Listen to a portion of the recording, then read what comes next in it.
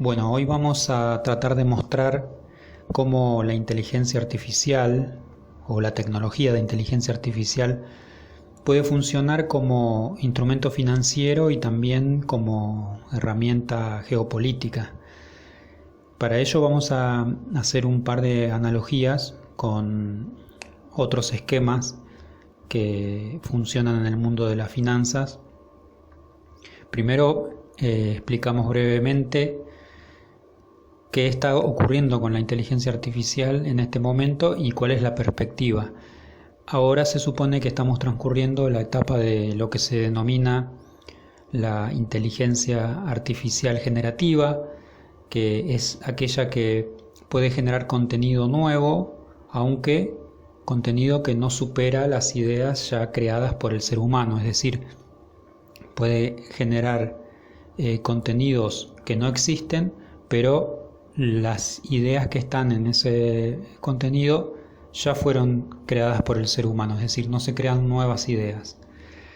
Esto significa que la inteligencia artificial está a la par del ser humano, no lo ha superado. La expectativa es que en algún momento, se dice que para el año 2027,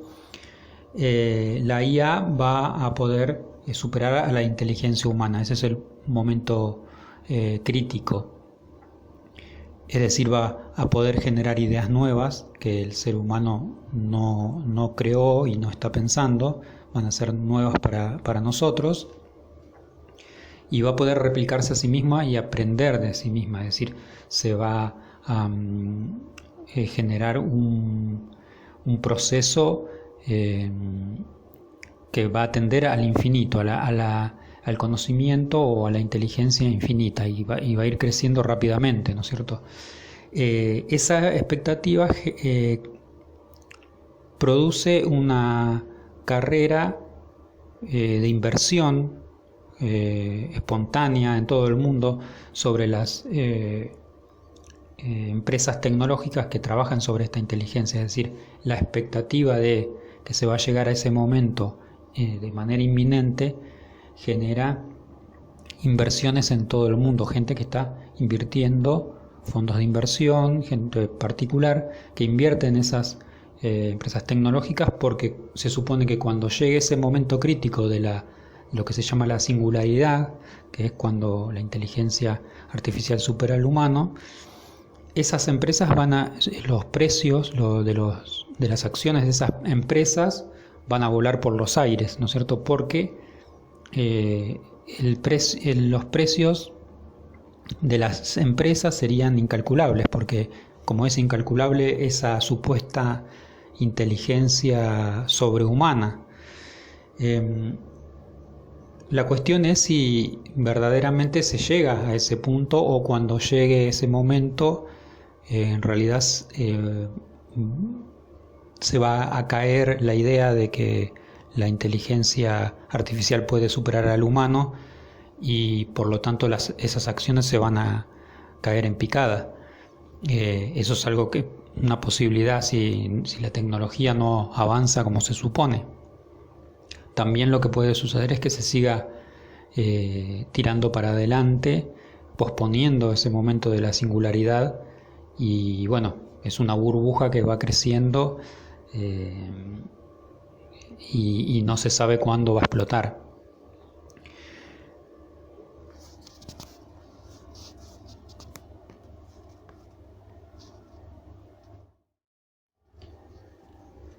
Llamamos a este proceso fiebre de la IA, comparándolo con los procesos históricos de la fiebre del oro, que es una expresión que se utiliza muchas veces como metáfora de este tipo de eventos, pero que tiene su origen realmente en lo que fue una fiebre del oro, es decir, la aparición de yacimientos de oro en distintas partes de Estados Unidos, sobre todo durante el siglo XIX, pequeños hallazgos que a veces hacían que grandes contingentes se movilizaran a un lugar que estaba poco habitado o casi nada habitado, y generaban una movilización económica revolucionaria para el lugar,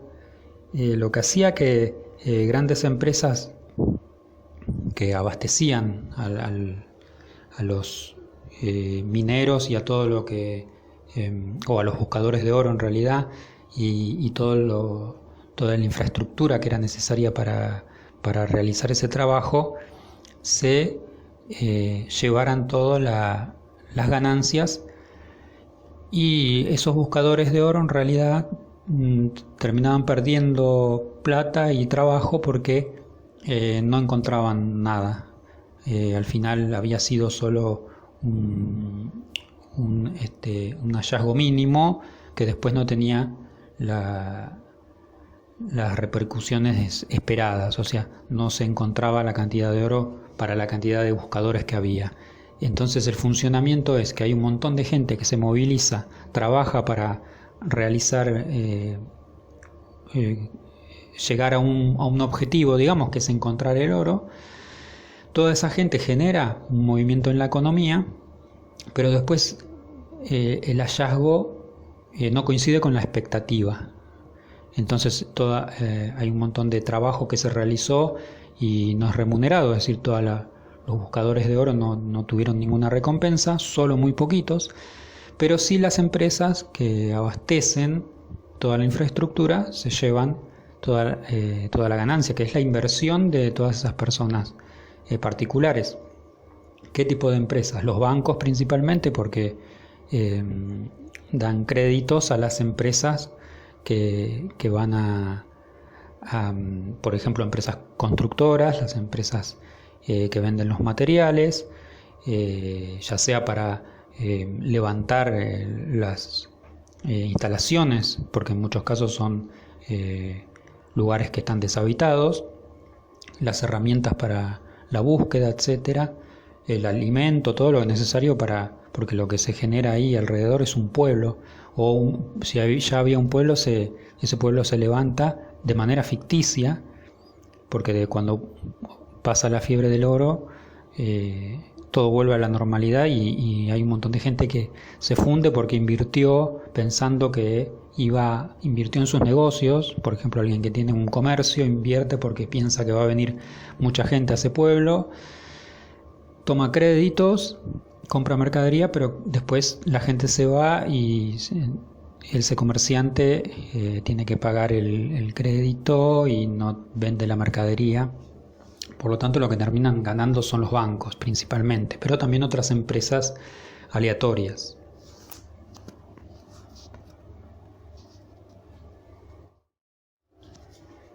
Esto que describimos sobre la fiebre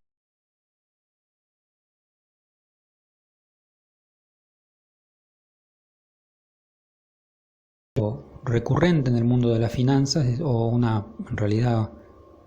una estratagema, podemos decir, recurrente. Por ejemplo, cuando se hace correr la voz de que el precio del oro va a subir, entonces eso hace que mucha gente se alarme, y personas que tienen sus ahorros resguardados en oro, al pensar que realmente el precio va a bajar, bueno, salen a venderlo para que no perder esos ahorros, es decir, que no se disminuyan sus ahorros. Y al salir masivamente a la venta todo ese oro, el precio finalmente termina bajando porque hay mucha más oferta en el mercado. Entonces, ese pequeño grupo que había hecho correr la voz de que el precio del oro iba a bajar, sale en ese momento a comprar grandes cantidades de oro, y al retirarse todo ese oro de vuelta del mercado, el precio obviamente vuelve a subir. Entonces, en conclusión, ese pequeño grupo vio incrementado su patrimonio varias veces por la diferencia que hicieron entre esa baja y suba. Todo hecho artificialmente, simplemente por el manejo de la información, ni siquiera es por tener un conocimiento económico o financiero, sino por manejar artificialmente esa información, generar una información falsa con la que crean una expectativa en la gente de que va a ocurrir algo, y esa esa información, esa predicción hace que la gente reaccione de una determinada manera, accionando de manera que se termina cumpliendo esa profecía. Es decir, si la profecía no se hubiera dicho, si no se hubiera hecho correr la voz de que el precio del oro iba a bajar, el precio no bajaba. Entonces, el simple hecho de mencionarlo, de hacer la profecía, hace que la gente se movilice de determinada manera y con su accionar termina haciendo que se cumpla la profecía. Esto nos recuerda las profecías autocumplidas de las tragedias griegas, sobre todo de la antigüedad, pero más que nada del teatro griego. Esto nos recuerda a lo que se llama la profecía autocumplida de la antigüedad, del teatro griego, de aquellas tragedias como por ejemplo la de Edipo, en donde su padre Layo, el rey de Tebas, para impedir el cumplimiento de la profecía que decía que su hijo lo iba a asesinar, él trata de adelantarse y después de nacido su hijo manda a sacrificarlo, pero bueno, el devenir de los acontecimientos hace que Edipo no muera y termine volviendo a Tebas ya adulto, pero sin saber que Layo es su padre, y lo termine matando. Entonces, como la idea de los griegos se entiende que o una de las posibles interpretaciones que se pueden tener es que el destino nos persigue, es decir, que se va a cumplir de cualquier manera. Layo intenta escapar de ese destino, pero no lo puede detener. Pero también se puede especular con que lo que hace que se cumpla la profecía es la declamación, es decir, que se diga que va a suceder algo hace que termine sucediendo. Esto segundo es lo que pensamos que ocurre en estas fiebres que estamos describiendo.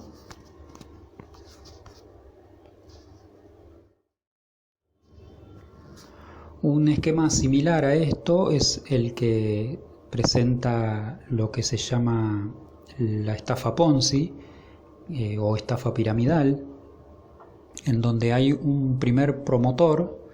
del negocio que va vendiendo una idea o haciendo adherir a unos primeros inversores, una idea, digo, en términos genéricos, ¿no? Una empresa, un negocio, una inversión, va haciendo invertir a unos primeros clientes o participantes, y cada nuevo inversor, cada nuevo participante con su aporte va pagando los intereses que tienen que cobrar los primeros inversores. Entonces acá se genera una rueda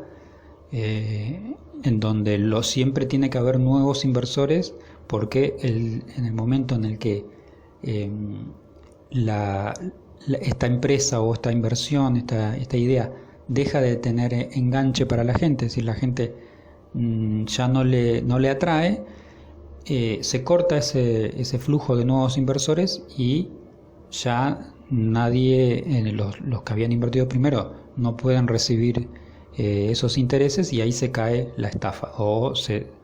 devela la estafa, en realidad se cae el negocio. El único que gana es el que está arriba de la pirámide, el que promocionó primero. No es exactamente el mismo esquema, pero sí lo que tomamos es la idea de que lo que hace que la gente invierta en el negocio es alguna promesa, algo novedoso, algo artificial, algo que es mentira, ¿no es cierto? Porque nunca es un negocio genuino, porque si lo fuera sería rentable y funcionaría como un negocio real. Entonces, esto de tirar una idea, atraer a la gente con una idea, hacer que la gente empiece a invertir en esa idea que es ficticia, genera un movimiento, hace que otras personas también quieran invertir, porque si uno ve que otros están invirtiendo, dice, bueno, debe ser algo interesante, algo que tiene posibilidades, y entonces siempre hay nuevos inversores.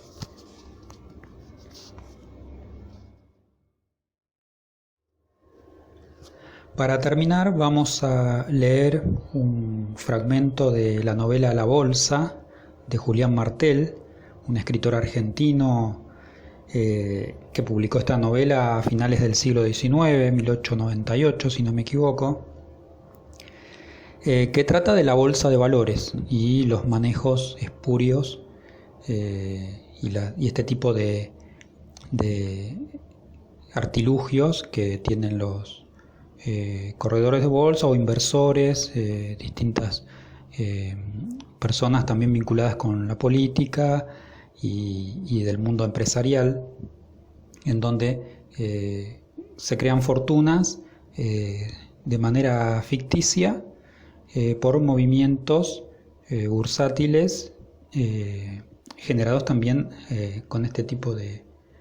estrategias, de lo que llamamos de manera artificial. En un momento este grupo que son los protagonistas de la novela, este grupo de inversores, están buscando nuevas formas de hacer dinero, y uno de ellos les propone un negocio que es simplemente comprar un campo cercano a Buenos Aires que esté deshabitado, un campo vacío,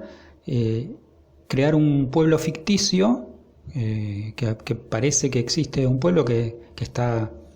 floreciendo, que está remontando, y luego vender esas tierras a mucho más valor del que realmente tiene, porque obviamente no hay ningún pueblo, es algo creado artificialmente. El extracto es el siguiente. Uno de los inversores le cuenta a sus amigos cómo es el negocio. Dice: trataré de ser más claro. Se compra, como decía, un campo inmediato a Buenos Aires, y en él se edifican casas, muchas casas. De madera la mayor parte, de madera, eso es, salvo 3 o 4, las principales, que serían de material. Todas hechas, es claro, hechas a la ligera, muy a la ligera. Después se levantan cimientos de otras, para dejar sospechar que forman el plantel de una futura población importante. Enseguida, inmediatamente, se contratan por un mes o dos a 500 o 600 vagos, a quienes se les hace desempeñar el oficio de panaderos, tenderos, almaceneros, zapateros, etc., y que irán a establecerse con sus negocios en algunos de los edificios a que he hecho alusión antes. Esto dará a mi ciudad, a nuestra ciudad, cierto aspecto de vida y movimiento, mucho movimiento que asegurará el éxito del negocio, de nuestro negocio. Y un día, cuando todo esté organizado, ¡plaf!, se anuncia por todos los medios de publicidad de que se puede echar mano el remate, el gran remate de la importante villa X. Después nos embolsamos una suma 20 veces mayor que los gastos que pueda ocasionarnos este brillante robo, le dice otro de los personajes, y ahí comienza una discusión y continúa la historia. Es recomendable la lectura de esta novela porque sigue siendo muy actual, sigue hablando de problemas que tenemos todavía en el mundo contemporáneo.